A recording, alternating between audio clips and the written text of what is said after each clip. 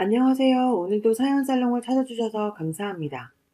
결혼한 지 이제 1년 된 부부입니다. 아들 둘 있는 집에 둘째 아들이랑 결혼했어요. 남편은 직장 다니고 저는 엄마가 하시는 사업체에서 일을 하고 있습니다. 남편이 효자이긴 해요. 결혼 전엔 그 모습조차 사랑스러웠어요.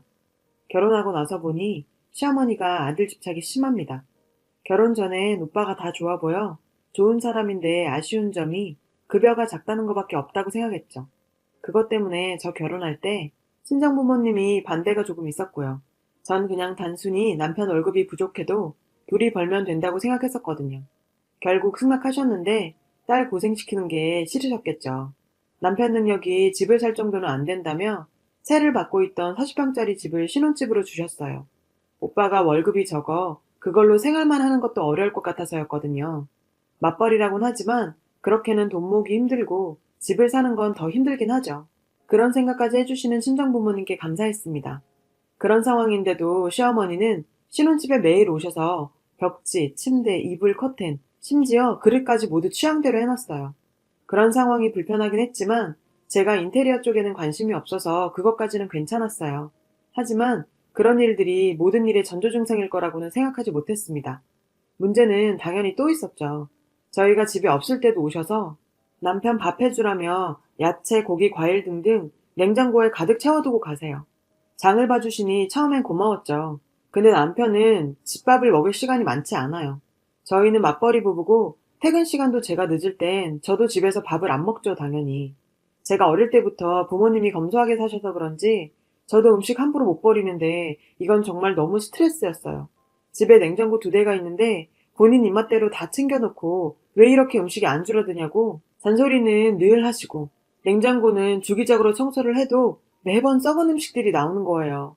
버리는 거 생각해서 쉬는 날엔 저 혼자 굳이 음식을 해서 하루 5끼도 먹어봤지만 너무 많아서 줄지를 않습니다.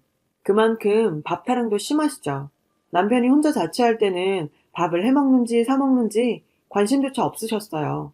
제가 잘 알죠. 자취방에 놀러가면 냉장고는 늘 텅텅 비었었으니까요. 그런데 왜 그런지 결혼을 하자마자 남편에게 수시로 전화해서 며느리가 밥은 해주냐, 아침은 먹고 다니냐, 사 먹지 말고 굶지 말아라라는 내용의 말을 하더라고요. 그것도 그냥 그러려니 했습니다. 그 이후에도 계속 밥은 해 먹었니? 같이 먹었니? 하는 내용의 카톡을 계속 보내는 거예요.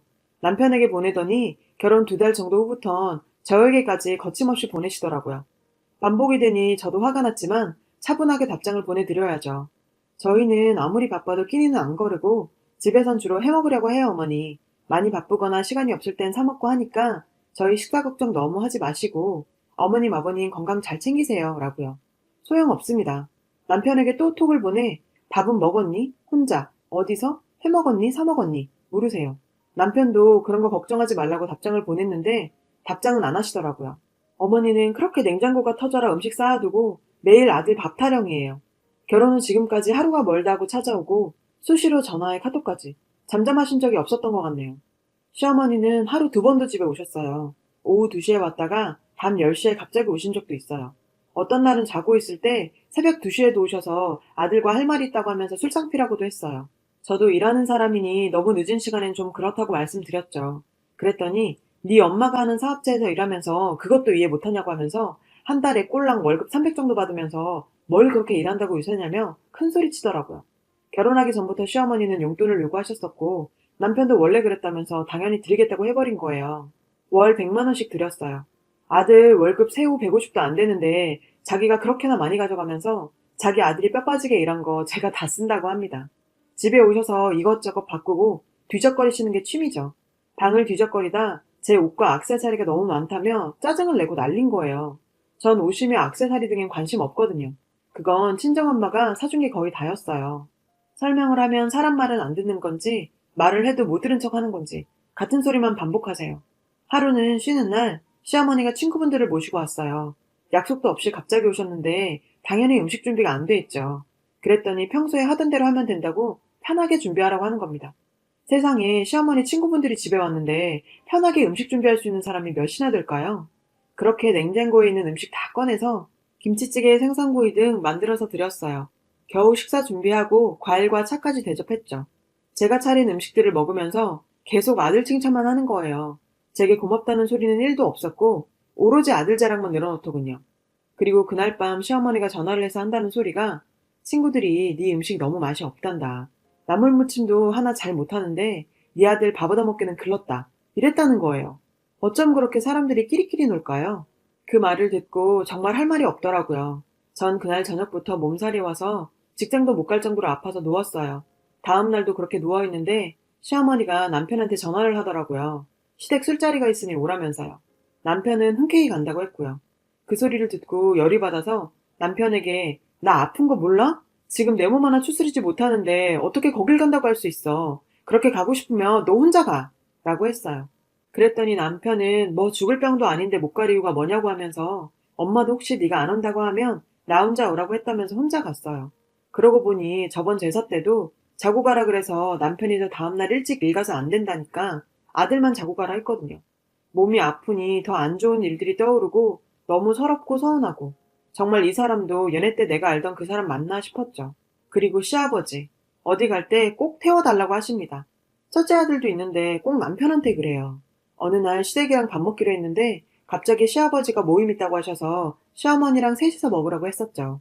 집에 일찍 오라고 해서 갔더니 시아버지 모임 가는데 태워다 달라는 거예요. 걸어서 15분이면 되는 거리를요.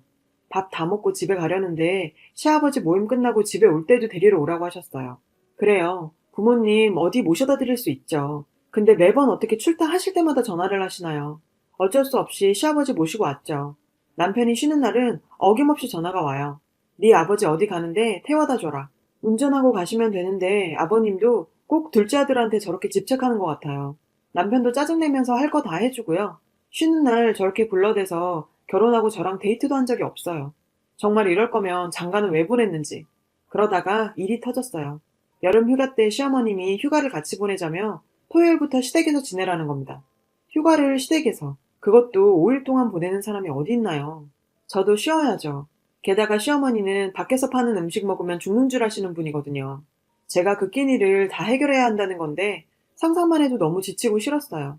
그래서 이번엔 저도 할 말을 해야겠다 싶어 쉬는 동안 자주 올 테니 5일 동안 같이 보내는 건 안 되겠다고 말씀을 드렸어요.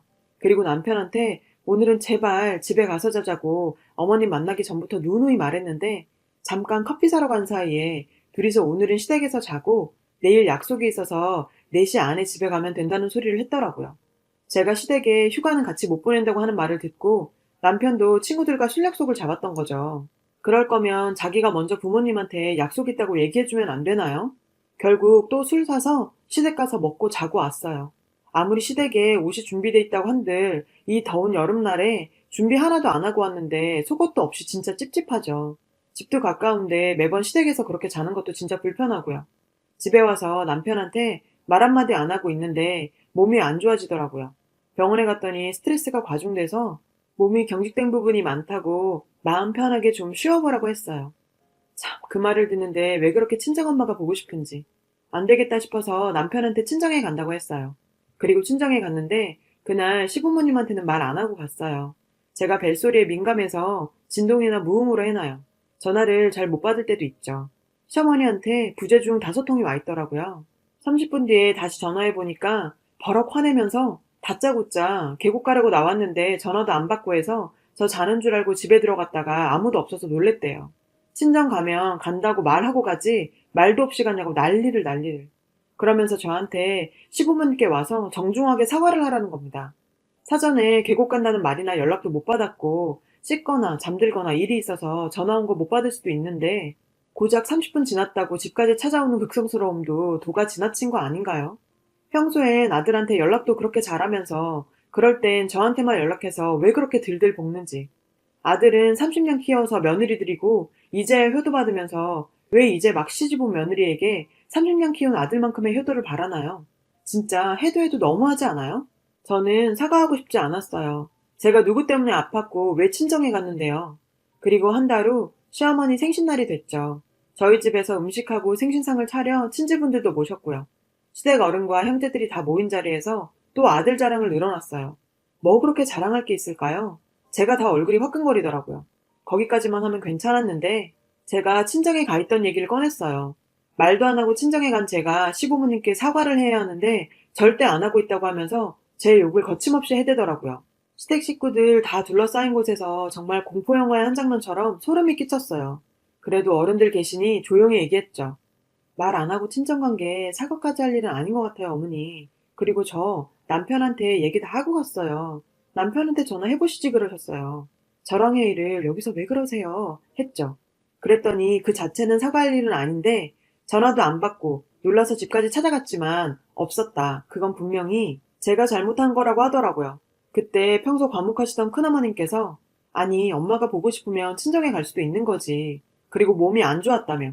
엄마가 많이 보고 싶어서 간 거겠지. 지 남편이나 시댁이 잘 보듬어줬으면 그렇게 서운한 마음으로 친정에 갔으려고. 우리도 시집와서 친정엄마 많이 보고 싶지 않았어? 그렇게 말씀하셨어요. 어른들도 고개를 끄덕이셨고요. 그 상황에도 시어머니는 멈추지 않고 약속을 지키지도 않았고 말도 없이 친정에 간 게 잘못한 거라면서 말도 안 되는 얘기를 했어요.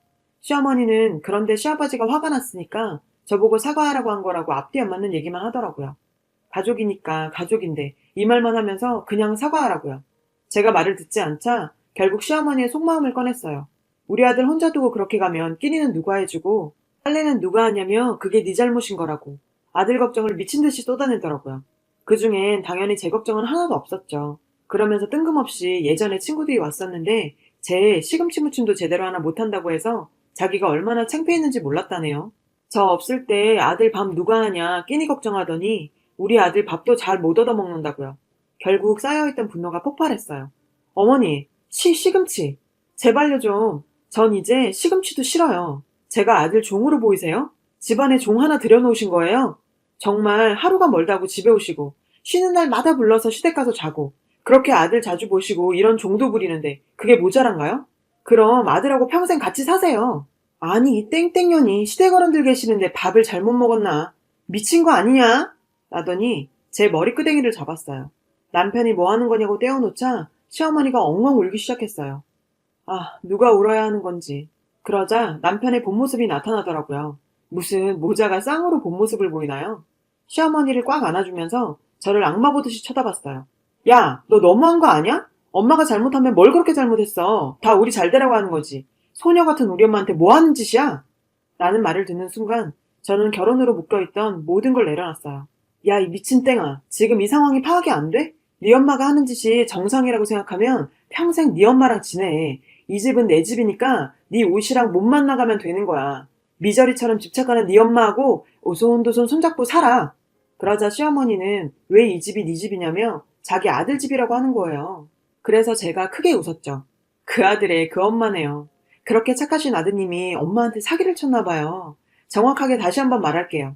이 집은 친정 부모님이 사위가 돈 없다고 내주신 거예요. 아드님이요. 자랑할 거 하나도 없는 능력 없는 빈털털이에요. 그렇게 못 믿겠다면 그 귀하고 귀한 아드님한테 물어보세요. 했어요. 시어머니는 남편에게 이게 어떻게 된 일이냐며 네가 돈 모아서 집 샀다고 하지 않았냐고 울면서 소리쳤어요. 시댁 어른들이 웅성거리시더라고요. 그렇게 아들 자랑하더만. 이런 얘기 들려. 제가 여기 들어오기 전부터 아들 자랑만 하고 사셨나 봐요. 그랬더니 남편이 여기서 이러면 안 된다고 나중에 설명해준다며 시어머니를 끌고 나갔어요. 저를 혼자 두고요. 그 자리에서 결국 저도 울음을 터뜨렸어요. 한참을 울고 있는데 큰어머니께서 저를 꼭 안아주셨어요. 그동안 고생이 많았다고 하면서 다른 어른들도 제 어깨를 토닥여줬어요. 큰아버지는 네 시어머니 원래 유별났는데 결국 일이 터진 거라고 하면서 자신들이 미안하다고 하셨어요. 그래서 제가 정말 죄송하다고 말씀드렸죠. 시댁 어른들이 왜 제게 미안한가요? 어머님, 아버님, 남편이 희한한 거죠. 그런 꼴 보여드려 제가 죄송하고요. 한 번은 터졌어야 할 일인데 그게 친지들 앞이라 참.